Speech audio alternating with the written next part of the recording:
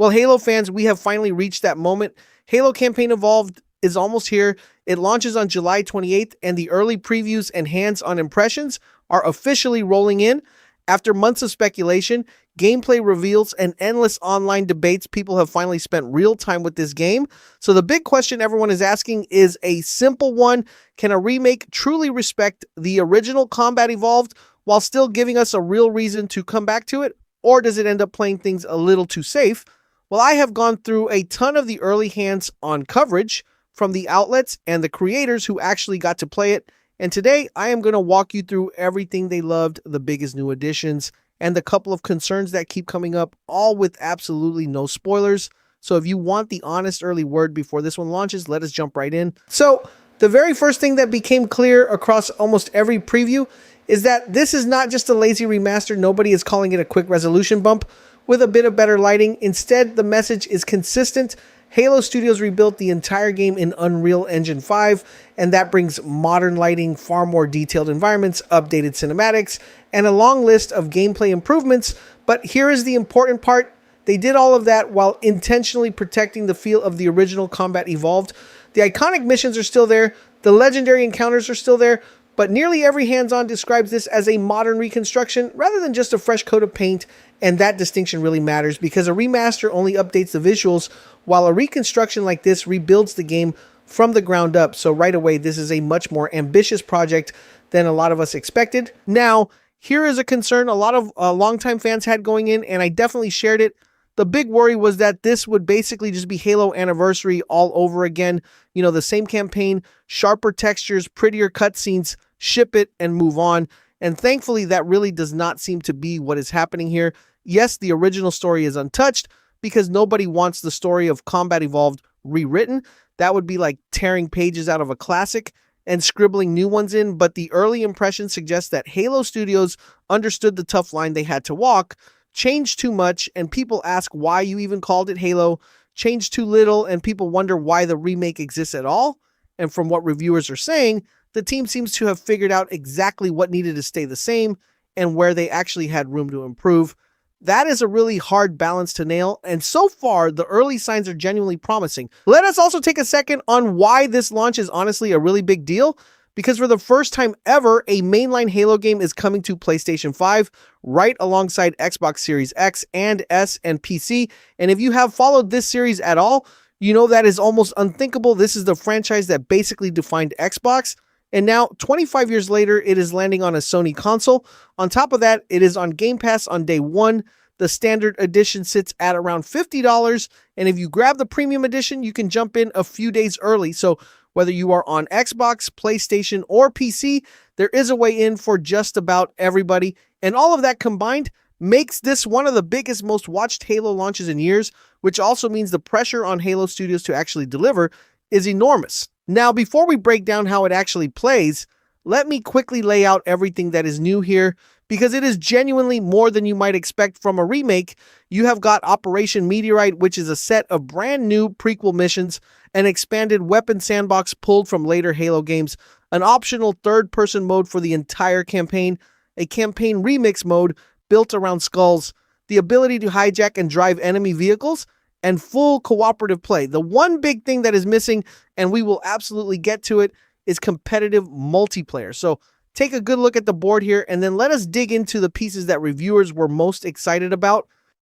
So let us start with the single thing that made Combat Evolved a legend in the first place, and that is the sandbox. Halo has always been at its absolute best when it simply hands you the tools and says, all right, figure it out. Do you hold on to the assault rifle? Do you swap it for a plasma rifle, or do you risk sprinting for that rocket launcher before the elite turns around and spots you? Those little unscripted decisions are exactly what made Halo feel different from every other shooter, and according to the early hands-on, that same philosophy is not just intact, it has actually been expanded. The environments are larger, the encounters have been reworked, but the freedom to solve a fight your own way is still the entire focus. Reviewers kept hammering that point, and so far it really sounds like they understood the assignment. And here's a small detail that a few outlets specifically called out, because it is a great example of the smart little additions in this remake. In the original Combat Evolved, you could not swap weapons with your Marines. That did not actually show up until Halo 2, But in Campaign Evolved, you can hand your weapons to the Marines fighting right beside you, and previews pointed out that one of the smartest ways to use this is to give the Marines the power weapons, since they have unlimited ammo and surprisingly solid aim. So imagine loading up your squad with rocket launchers and snipers right before a big tank battle. Suddenly you have got real backup instead of cannon fodder.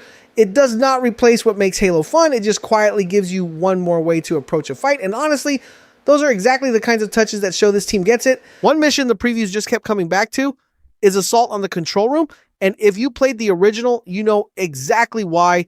It has got the snow, the massive outdoor battles, the iconic Scorpion tank, and honestly way more hallways than anybody actually remembers. Now, instead of copying it hallway for hallway, Halo Studios reshaped some of those combat spaces and trimmed the repetitive interior stretches to fit modern standards. And here's the thing, despite those changes, reviewers consistently said it still feels unmistakably like Assault on the Control Room, and that is one of the biggest compliments you can give a remake. It feels familiar without feeling too identical, because if every hallway were copied exactly, veterans would already know every fight before it even started. Instead, even players who have run this level dozens of times are finding little surprises, and that keeps the whole thing feeling fresh. Now let us get into the brand new content, and that starts with Operation Meteorite. I really like how they handled this, because instead of awkwardly cramming new missions into the middle of the campaign, these three take place a full year before the events of Combat Evolved. You fight alongside Sergeant Johnson as Master Chief on a covert operation aboard a Covenant vessel, and what begins as a simple smash and grab quickly spirals into something a lot more complicated. Making it a standalone prequel was a smart move, because it tells a completely fresh story without ever disrupting one of the most iconic campaigns in gaming. And on top of the new missions, the arsenal itself has grown, with extra weapons pulled in from across the series, like the battle rifle, the energy sword, and the needle rifle. Now, the obvious worry there is balance, but reviewers keep saying these give you more ways to approach a fight rather than breaking what already worked, which is a big relief. Okay, this is where the remake really goes all in on replayability, because for the very first time, you can flip the entire campaign into an optional third-person mode, and hands-on impressions said it looked surprisingly natural, giving you a totally different perspective on missions you already know by heart, like the Silent Cartographer. And do not worry, it is still a first-person game by default. Third-person is completely optional, but that is only the start, because there is also Campaign Remix, which lets you stack a whole pile of gameplay-changing skulls at once, so you can randomize the weapons and the enemies, crank the difficulty into pure chaos, or completely rewire how a level plays out, and all of it can be played cooperatively with your friends online. So between the third-person mode, the skulls, and playing together, this is easily the most flexible version of Combat Evolved that has ever existed, and for a campaign that people have replayed for 25 years, that is a genuinely big deal.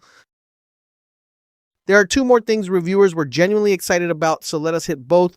First up, the vehicles, because they finally get the love they deserve. For the first time in this campaign, you can hijack enemy vehicles right in the middle of a fight, and you can even climb into the Covenant Wraith tank and drive it yourself. So picture this, your Scorpion gets completely wrecked halfway through a huge battle. In the original, that basically meant your tank section was over, but now you can just jump into the next Ghost or Wraith you can grab and keep the fight rolling. And second, the Covenant themselves are noticeably smarter. Instead of just soaking up more bullets on higher difficulty, they aggressively push you out of cover, they reposition during firefights, and they force you to constantly rethink your approach. And honestly, that is a far more satisfying way to make Halo harder than simply giving every enemy a bigger health bar. Now, let us talk about the controls, because this might be the most important thing of all. For longtime fans, one of the biggest concerns going in was whether Halo Studios would modernize the movement and the gameplay just a little too much. And that worry makes total sense, because Combat Evolved has a very specific feel and a very specific rhythm to it. You move differently, you fight differently, and that pacing is a huge part of its identity. Now, Campaign Evolved does add modern touches like sprint and refined aiming, but reviewers are framing that as part of a broader modernization, not an attempt to turn Halo into some completely different shooter. And so far, the good news is that people are not walking away saying this feels like another game. They are walking away saying it feels like Halo, just smoother. And that is exactly what the team was going for. All right, so as positive as all of this has been, the previews have not been completely glowing. And you deserve the fully honest picture here. The biggest concern by far is the lack of competitive multiplayer. There is simply no versus mode in this game, which is actually why it is called Campaign Evolved. And for a lot of you, that is going to sting.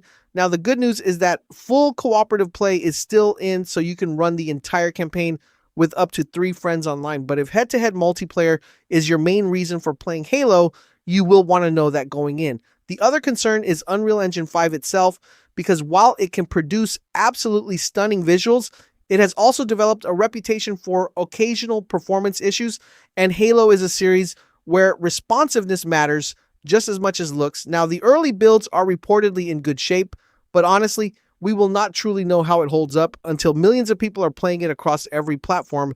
There are also rumors of a separate Halo multiplayer project down the road, but for right now, treat that strictly as a rumor and nothing confirmed. So, after everything we have covered today, here is my honest read on all of it. If you love Halo, and especially if the campaign is the part you care about the most, then everything the early previews are praising points to this being the definitive way to experience Combat Evolved. And I genuinely think a lot of you are going to be really happy with it on day one. Now, if you are mainly a competitive multiplayer person, you will want to temper your expectations a little because that side of things just is not here yet. But taken purely as a campaign remake, the early word is a whole lot more positive than a lot of us feared it would be. Personally, I am excited. This is easily one of the games I am watching the closest right now, but I really want to hear from you. So are you jumping in on July 28th, or are you going to wait and see how it actually runs first? Let me know down in the comments below. And that is going to do it for the early word on Halo Campaign Evolved. I am going to keep you guys posted with a lot more coverage and guides as we get closer to launch. So if this video helped you out, do me a quick favor, hit that subscribe button and turn on the notifications so you do not miss any of it. But that is going to wrap it up for today. So thank you guys so much for watching, and I will catch you in the next one.